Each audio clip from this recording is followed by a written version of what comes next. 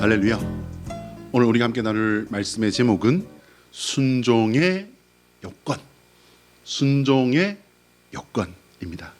이 말씀을 통하여 살아계신 하나님의 말씀 들으시기를 축복합니다. 이스라엘은 여호와 하나님께서 택하여 세우신 민족입니다. 아브라함을 통해서 세우셨기 때문에 아브라함의 후손이다라고 하기도 하고요, 하나님께서 선택해서 세운 민족이다라고 해서 선민이라고 이제 말씀을 합니다. 그런데 오늘 우리가 읽었던 이 이사야서의 이스라엘의 현실은요, 바벨론이라고 하는 이방 나라의 포로로 잡혀와 있습니다. 하나님께서 책임지신다는 백성이 나라가 망해버렸습니다. 그리고 이방 나라에 그냥 한두 사람 잡혀온 게 아니라요, 몽땅 잡혀와서 포로가 되어 버린 겁니다. 하나님께서 친히 세우시고 하나님께서 친히 다스리시던 나라가 대체 어쩌다가 이 지경이 되었을까요? 성경을 읽는 사람은 다 알지요. 이스라엘 나라가 망한 것은 하나님의 저주가 아닙니다. 여러분 아시죠? 백성의 죄악 때문이었습니다. 하나님께서 직접 이스라엘 나라를 세우신 것은요, 이 나라를 통해서 하나님께서 세상에 당신을 보여주시려 하신 것이었습니다. 높이 들어 세우시려고 한 것이었습니다. 그런데 그들도 세상 사람들에게 물들어서 하나님을 떠났고 하나님을 배반해 버린 거였습니다. 여호와 하나님께서 선지자들을 통해서 하신 일이 무엇입니까? 그것은 그들의 잘못을 깨닫게 해주시려는 것이었습니다. 돌아오라고 말씀하시는 것이었지만 그것은요, 기회였던 사실을 이 사람들은 몰랐습니다. 그들이 하고 싶은 것, 그들이 가고 싶은 것, 그들이 선택한 것, 그게 틀렸다고 하니까 백성들은 화를 내었던 겁니다.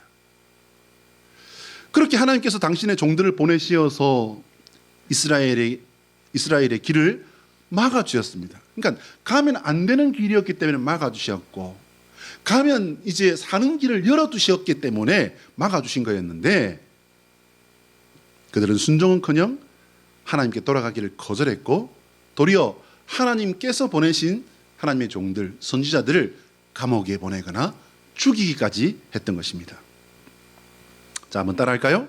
하나님의 소원은 우리가 예수 그리스도 안에서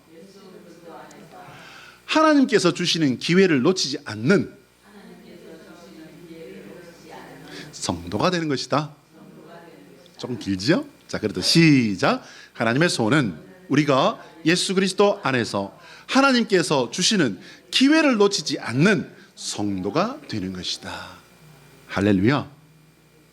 사랑하는 여러분, 제가 살아보니까요, 죄송합니다, 제가 이렇게 말씀드려서, 제가 믿어보고 또 살아보고 살면서 믿어보니까요, 믿음은 삶 속에 하나님께서 주시는 기회입니다. 이 기회를 절대로 놓치지 마시길 바랍니다.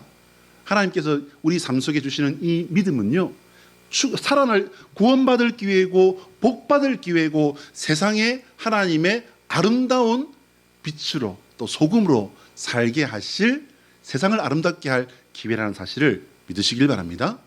놓치지 마시길 바랍니다. 인간은 몰래요, 자신의 잘못을 잘 깨닫지 못합니다.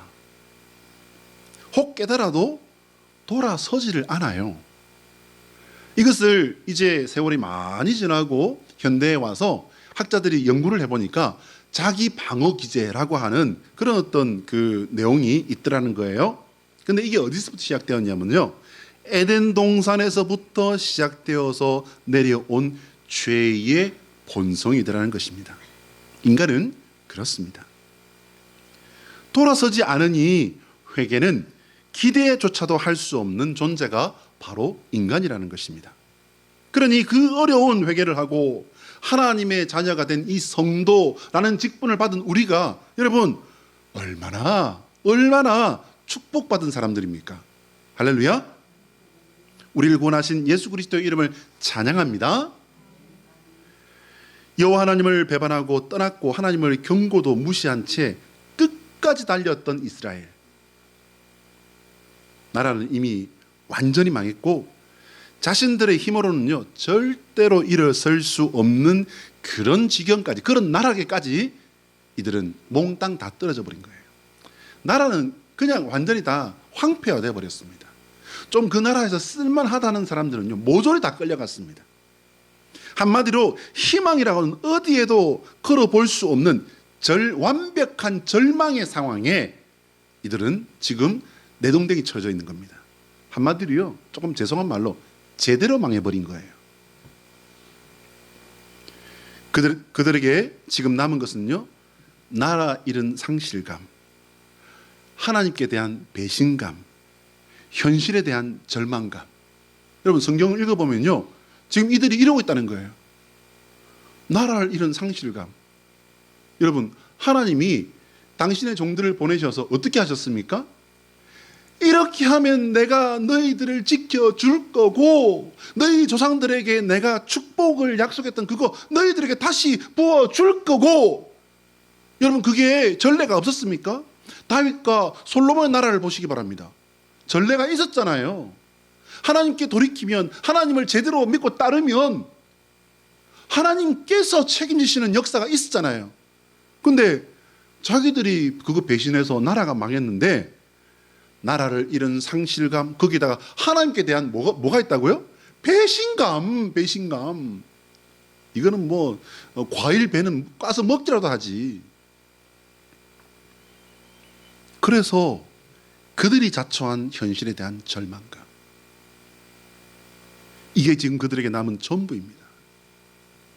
여러분 성경을 읽어보면 참 인간이라는 것이 미련하고 그리고 뻔뻔하기까지 하다는 사실을 우리가 참 많이 발견하게 됩니다. 그리고 그 모습에서 또 누구를 발견하게 되죠? 나를. 어떻게 알았어요? 정답지를 보셨나? 놀라운 것은요 이때도 하나님께서는 이스라엘 백성을 책망하는 것이 아니라 이들을 위해 하나님께서 하실 구원의 일을 선포하고 계신 겁니다. 그래서 제가 참 외람되게도 여러분에게 언젠가 말씀드렸던 것이 하나님의 사랑은 무슨 사랑이다? 바보 사랑이다. 바보 사랑이다. 여호와 우리 하나님께서는 말로만 하시는 분이 아니십니다. 저는 그래서 이 하나님이 참으로 위대한 하나님이라고 믿습니다. 하나님께서는 고난받는 종으로 오셔서 직접 사람들에게 믿음의 본을 보이실 것을 말씀하고 계십니다. 오늘 이사야 선지자를 통해 주시는 고난받는 종에게 우리가 배워야 될 것이 무엇인지 말씀을 통해서 한 번 더 읽고 우리가 함께 생각해 보려 합니다. 우리 4절로 6절 말씀을 같이 한번 읽어볼까요? 자, 시작. 주 여호와께서 학자들의 혀를 내게 주사 나로 공고한 자를 말로 어떻게 도와줄 줄을 알게 하시고 아침마다 깨우치시되 나의 귀를 깨우치사 학자들 같이 알아듣게 하시도다. 주 여호와께서 나의 귀를 여셨으므로 내가 거역하지도 아니하며 뒤로 물러가지도 아니하며 나를 때리는 자들에게 내 등을 맡기며 나의 수염을 뽑는 자들에게 나의 뺨을 맡기며 모욕과 침뱉음을 당하여도 내 얼굴을 가리지 아니하였느니라. 할렐루야. 여러분 관계를 바로 세우시기 바랍니다. 관계를 바로 세우실 때에 우리는 하나님께서 행하시는 일을 알 수 있고 볼 수 있고 동참할 수 있게 되는 것입니다. 할렐루야. 주 여호와께서 하시는 일을 어떤 사람이 이제 이 말씀을 읽어보면요 묵묵히 지금 해나갑니다. 그런데 이 말씀을 읽어보니까 주체가 그 사람이 아니고 주체는 여호와 하나님께서 되게 하시고 주셔서 또한 이루시는 그 일을 한 사람이 묵묵히 지금 순종해 나가고 있는 것입니다. 흥미로운 것은 그 사람으로 하여금 무조건 따르게 내깔려두고 있는 게 아니에요. 하나님께서 주시는 능력이 그로 말미암아 사람들을 위로하게 하고 그들에게 길을 보게 하고 무엇이 잘못되었는지 알게 하고 가야 할 길을 가게 할 수 있도록 하나님이 정하신 것 하나님이 보게 하신 것, 하나님이 원하시는 것을 정확하게 말씀을 해 주더라는 것입니다. 학자의 혀를 주시고 학자의 귀를 주시며 하나님께서 맡기신 사명을 감당하게 하더라는 거예요. 근데 여러분, 학자의 혀와 학자의 귀 말씀을 들으면은 읽어보면은 대충 알 것도 같기도 한데 모를 것 같기도 하고, 그래서 저는 이 부분을 한 주 동안 상당히 많은 그 묵상으로 생각해 보았습니다. 어떻게 이거를 이해를 하고 내가 어떻게 이해를 해야 되지? 그리고 어떻게 설명을 해야 되지? 주석에는 분명히 설명이 되어 있습니다. 그런데 저는 그게 썩 와닿지가 않더라고요. 그런데 제가 이 설교를 준비하면서 하나님께서 딱 생각나게 하는 분들이 있었습니다. 저는 대학교와 대학원에서 여러 교수님들을 보고 배웠습니다. 그 중에는 배우는 저의 입장에서 볼 때도 참 어떻게, 죄송한 말씀으로요, 어떻게 저런 분이 교수님이 되셨을까 하는 분들도 그 중에는 있었어요. 인격이 참 좋으신데 실력이 조금 아쉬운 분이 있는가 하면은, 실력은 참 좋은데 인격은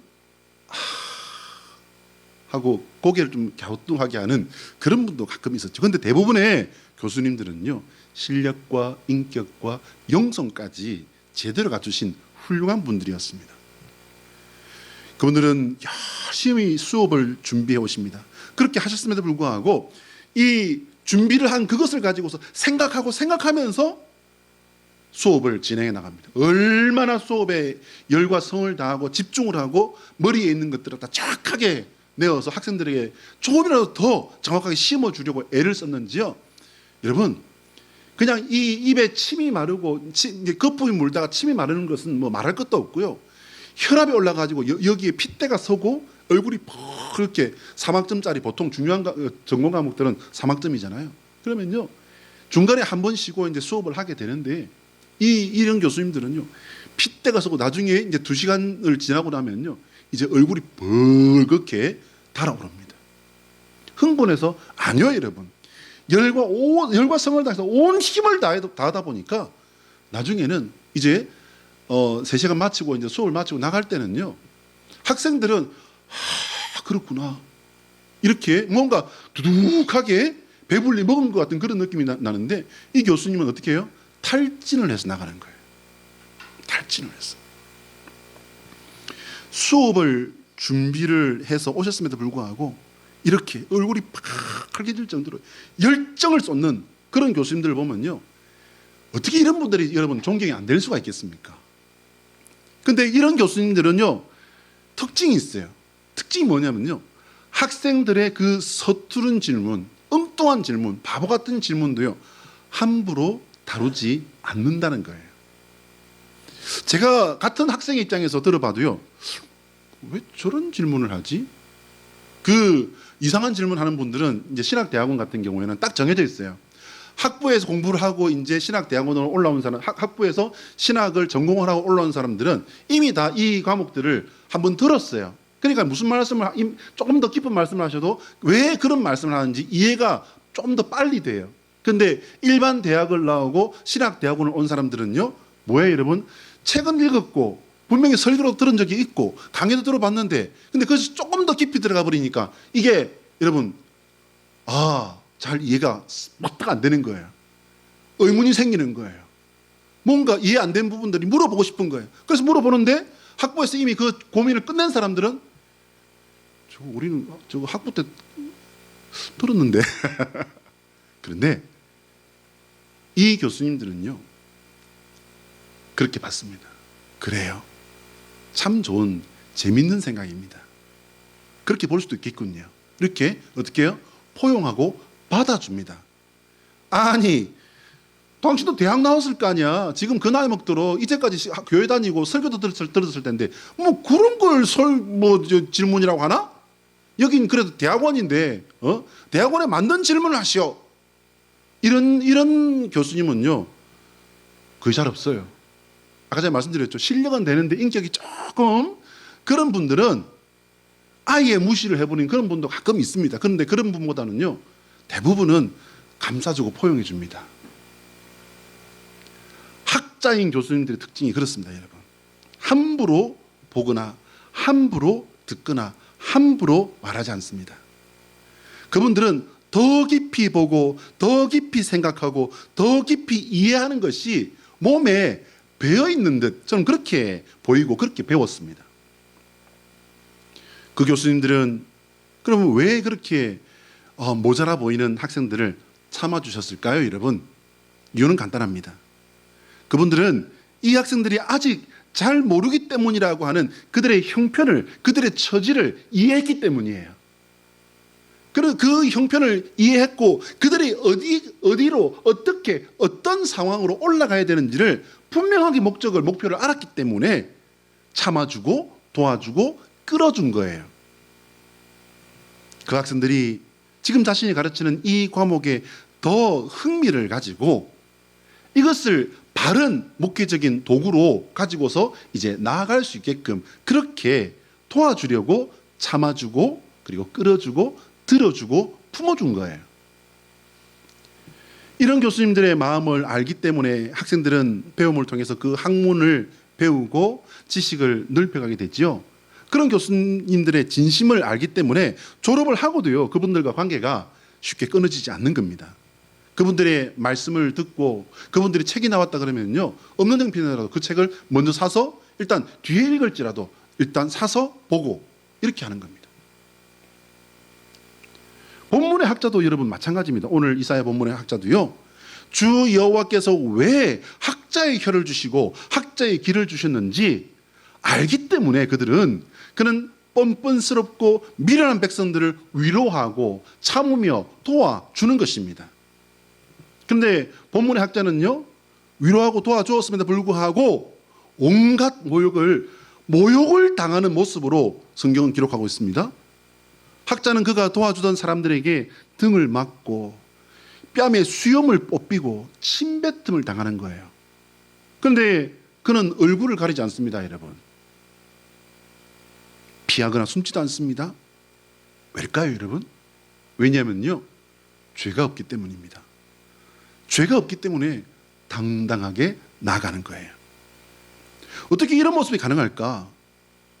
그것은 죄가 없기 때문이기도 하지만요, 하나님께서 주신 사명을 감당하는 것이고 하나님이 왜 이 사명을 주셨는지를 분명하게 알고 있고 이 사명을 통해서 하나님께서 이루시는 것이 무엇인지를 알기 때문에 그는 능욕을 당하고 모욕을 당하면서도 당당하게 그리고 담담하게 나아가는 것입니다. 이것은 맡긴 분에게 대한 충성입니다. 제가 어제 월상 예배에서 충성이라는 주제를 가지고 이제 제가 말씀을 드렸습니다. 다시 한번 더 보면요, 충성이라는 그 단어의 뜻을 국어사전에 보시면은 굉장히 도전이 됩니다. 그 뜻은 뭐냐면요, 진정에서 우러나오는 정성이래요. 여러분, 이 짧은 문구로도 이 뜻이 탁 와닿지 않습니까? 진정에서 우러나오는 정성, 특히나 국가나 임금에게 바치는 지극한 마음이라고 되어 있습니다. 이것은 일반 국어사전에 되어 있는 것이고요. 제가 그래서 이제 이 말씀을 어떻게 읽어야 된다고 말씀드렸습니까? 어떻게 읽어야 된다고 말씀드렸냐면요, 국가는 천국으로 그리고 임금은 하나님으로 그렇게 우리가 드려야 되는 것이 성도가 하나님의 백성이 드려야 할 충성이다라고 이렇게 말씀을 드렸습니다. 하나님께 대해 진정에서 우러나오는 정성을 드리는 충성을 해야 되고요, 하나님의 나라와 그리고 하나님에게 성도는 이것을 바쳐야 되는 지극한 마음이 충성이다라는 것입니다. 할렐루야. 이 마음을 바치시는 저와 여러분 되시기를 축복합니다. 여러분, 충성은요, 내가 섬기는 분에게 드리는 마음이 충성이에요. 그런데 오늘 우리 시대는 충성이라는 이 가치가 굉장히 낯선 가치가 되었다라고 이렇게 말씀을 드렸습니다. 왜입니까? 여러분, 그 들어보셨습니까? 권위주의 타파. 권위주의 타파라고 하는 이 구호는요, 나온 지가 굉장히 오래됐습니다. 그런데 이 권위주의 타파라고 하는 권위주의를 내세워서 자기가 힘센 자리에 있는 이걸 이용해서 나쁜 짓을 한 사람들, 예, 있습니다. 맞습니다. 그래서 권위주의는 분명히 타파되어져야 되고 고쳐져야 됩니다. 그런데 문제는 뭐냐면요, 이것을 내세우면서 그 다음으로 나가고 있는 것이 문제예요. 권위주의 타파라고 하는 이 미명의 하에 국가와 지도자에게 충성하는 사람이 뭐가 되어버렸냐면요, 여러분 지금 젊은 세대를 보시기 바랍니다. 군대를 왜 가는지 몰라요. 군대 가서 뭘 해야 되는지를 모릅니다. 그러니 군대에 가서도 길을 잃고 뭘 해야 될지를 모르는 거예요. 여러분 이거 지금 굉장히 중요한 문제에 지금 우리 사회가 지금 봉착해 있거든요. 이것은 자연스럽게 어디까지 연결이 되어버리냐면요, 국가에 대해서, 지도자에 대해서 우리가 순종을 하고 충성을 해야 되는 그 이유를 잃어버린 사람들은요, 당연히 어디까지 이게 연결되어 버리냐면, 하나님의 나라를 왜 내가 사모하고 바라봐야 되는지. 아니, 개똥밭에 굴러도 이승이 더 낫다는데 말라고 내가. 맞아요. 천국 못 가는 사람한테는 지옥보다는 이 이승이 훨씬 낫겠죠. 나도 그냥 난 게 아니라 훨씬 낫겠죠. 그러나 천국의 백성은 어떻게 돼요? 천국을 사모하는 주의 백성들에게는 이 세상과 오는 세상은 비교할 수 있는 대상 자체가 아닌 줄로 믿습니다. 하나님과 나의 관계를 바르게 함으로 말미암아 하나님께 충성하고 주의 나라를 바라보시는 성도 되시기를 축복합니다. 우리 7절부터 9절까지 한번 읽어볼까요? 자, 시작. 주 여호와께서 나를 도우심으로 내가 부끄러워하지 아니하고 내 얼굴을 부싯돌같이 굳게 하였으므로 내가 수치를 당하지 아니할 줄 아노라. 나를 의롭다 하시는 이가 가까이 계시니 나와 다툴 자가 누구냐? 나와 함께 설지어다. 나의 대적이 누구냐? 내게 가까이 나올지어다. 보라, 주 여호와께서 나를 도우시리니 나를 정죄할 자 누구냐? 보라, 그들은 다 옷과 같이 헤어지며 좀이 그들을 먹으리라. 할렐루야. 사랑하는 여러분, 확신하는 자가 이긴다는 사실을 기억하시길 바랍니다. 여러분, 확신하는 자가 이깁니다. 6절 이하의 내용을 보면요, 학자의 혀와 귀를 받은 종이 끔찍한 모욕과 학대를 당하는 상황이 기록되고 있습니다. 인간적으로 여러분 그런 취급을 당하면 가만히 있을 사람 누가 있습니까? 요즘 같은 세상에는 더더군다나 가만히 있을 필요가 없습니다. 그런데 고난당하는 종은요, 놀라운 인내를 보여줍니다.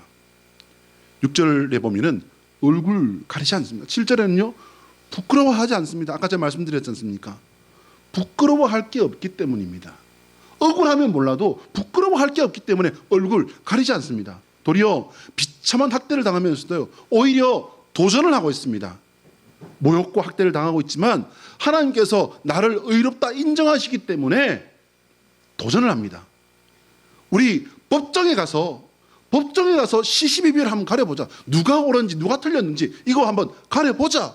자신 있으면 가보자 라고 지금 도전하고 있는 겁니다. 여호와 하나님께서 나를 도와주실 것이니 나를 죄에 있다고 할 자가 없다라고까지 어마어마한 선포를 하고 있는 겁니다. 여러분, 죄가 없다는 것이고 당당해서 자신 있다고 지금 자기를 말하고 있는 거예요. 이것은 죄가 있음에도 불구하고 나는 잘못이 없다고 뻔뻔하게 거짓말하는 그런 사람들과는 전혀 다른 모습입니다. 여러분, 이 말할 수 있는 사람이 누구예요? 여러분, 예수 그리스도 외에는 인류 모든 사람들을 통틀어서 예수 그리스도 외에는 없는 줄로 믿습니다. 이것은요, 사실을 넘어서 진리이기 때문에 가능한 선포예요. 예수님께서 그리스도시라는 거, 예수님께서 고난의 종이시라는 거, 그 고난의 종에게는 어떤 죄도 없다는 거, 여러분, 이것이 사실이고 진리이기 때문에 선포가 가능하다는 말씀입니다. 여러분, 여호와 하나님을 믿고 그분의 진리 안에 거하는 성도가 되시기를 바랍니다. 그 성도로 살아갈 때에 우리는 하나님께 주시는 그 학자의 기와 학자의 혀를 가지고 세상에 그 고난의 종이 감당했던 그 모습으로 나아갈 수 있도록 하나님께서 우리에게도 능력으로 역사하시는 줄 믿으시길 바랍니다. 여호와 하나님의 진심, 그분의 진리는 우리 주 예수 그리스도이십니다. 그 예수 그리스도를 나의 그리스도로 믿고 나아갈 때에 하나님이 책임지십니다. 한번 따라할까요? 예수 그리스도의 십자가는 하나님의 순종이다. 시작. 예수 그리스도의 십자가는 하나님의 순종이다. 이 말이 좀 이상하죠. 하나님의 순종은요, 세상에서 가장 모순된 사건이에요. 하나님과 약속을 깨뜨린 것은 인간이었습니다. 여러분 성경 읽어보시기 바랍니다. 야, 정말 어떻게 이럴 수가 있냐? 라는 그 생각이 그냥 막 나거든요. 근데 조금만 더 생각해보고 거기다가 내 모습을 갖다 대보면 그들과 내가 달라요? 같아요? 다르지를 못해요. 달랐으면 좋겠는데. 하나님과 약속 깨뜨린 건 인간입니다. 역사 속에 들어와 인간을 배려해 주셨지만 그 사랑을 또 배반한 것도 인간입니다. 죽을 길로 달려가는 인간을 돌려 세워주려고 하나님께서는 당신의 종을 보내주셨습니다. 인간들은 또 그 하나님의 이끌는 부르심에 침을 뱉고 모욕하고 죽이기까지 했습니다. 여러분 이것은요, 구약의 모든 역사를 통틀어서 똑같잖아요. 그런 인간들을 어떻게 해야 죄값을 치르게 하는 걸까요? 인간의 죄에 대해 내려진 죽음은요, 저는 이 말씀을 준비하면서 생각해 볼 때 가장 정확한 형벌이었다. 저는 그렇게 생각합니다. 인간이 그 죄로 말미암아 죽음이라고 하는 형벌을 받습니다. 그것은 하나님께서 지나치게 우리에게 가혹한 벌을 내리신 것이 아니라 정확한 벌을 내리셨다고 저는 깨닫고 믿어집니다. 할렐루야. 죽을 죄인이 죽임을 당하는 것이 뭐가 이상하단 말입니까? 그런데 여러분, 항상 문제가 있어요. 항상 똑같은 문제가 있어요. 그게 뭐냐면요, 문제는 사랑이에요. 하나님은 당신의 자녀인 우리를 사랑하십니다. 외람되지만 이해하고 들으시기 바랍니다. 그놈의 사랑이 문제예요. 그놈의 사랑이. 창세기 1장을 잘 읽어보십시오. 그 하나님께서는 그 천지 창조의 그 작업들 하시는데요, 하나님은 너무너무 행복하게 그 작업들을, 그리고 만족스럽게 작업을 하십니다.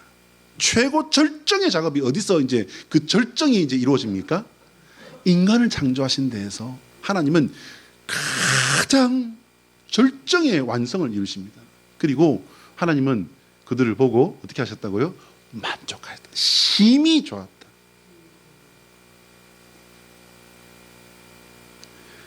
사랑이 모든 행복과 불행의 시작입니다. 여러분 이거 믿는 사람들은 하나님 사랑받아서 좋구나 좋아, 아 좋습니다, 감사합니다 라고 대부분 말하지만, 안 믿는 사람들은 어떻게 말을 하죠?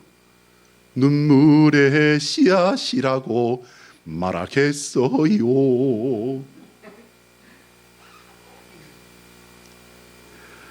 아무것도 모르는 세상 사람들도 오죽하면은 이 죽일 놈의 사랑이라고 말을 하겠습니까?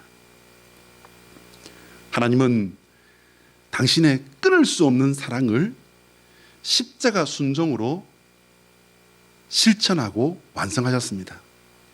그리고 하나님께서는요, 그 십자가 순종과 사랑을 통해서 하나님이 원하시는 사랑의 모범을 세상에 보여주신 거예요.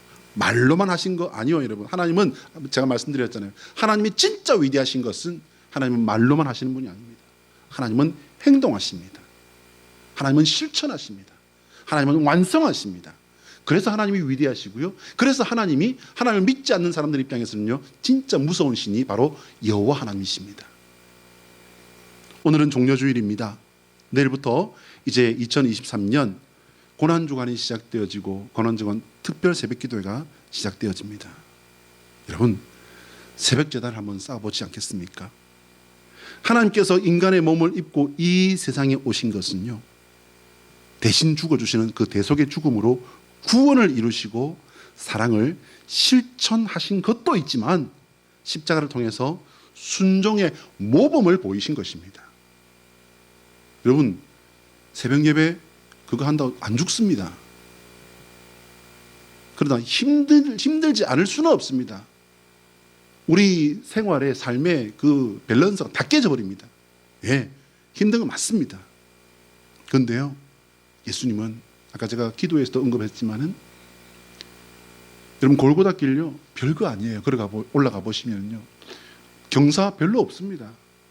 그런데 예수님 참 건강한 분이셨거든요. 성경 읽어보면요. 그런데 예수님은 그 길을 채 다 올라가지 못하셨습니다. 왜? 너무 몸이 많이 찢어지고 피를 너무 많이 흘리셨기 때문에. 그래서 구레네 시몬에게 십자가를 이제 도움을 받지 않습니까? 예수님은 찢긴 몸으로 그 길을 올라가셨습니다. 여러분, 십자가 그 속에는 말로 다 할 수 없는 고통과 어려움이 있습니다. 우리는 새벽잠을 설치는 작은 어려움으로 나를 위한 그 고난에 동참해 봅시다. 죽을 죄인인 나를 구원하신 그 사랑의 감사함으로 함께 새벽을 깨워봅시다. 하나님은 그 순종의 사람에게 사랑의 역사를 베푸시고 길을 내시는 하나님으로 우리와 함께 하실 줄 믿으시길 바랍니다. 할렐루야. 기도하겠습니다.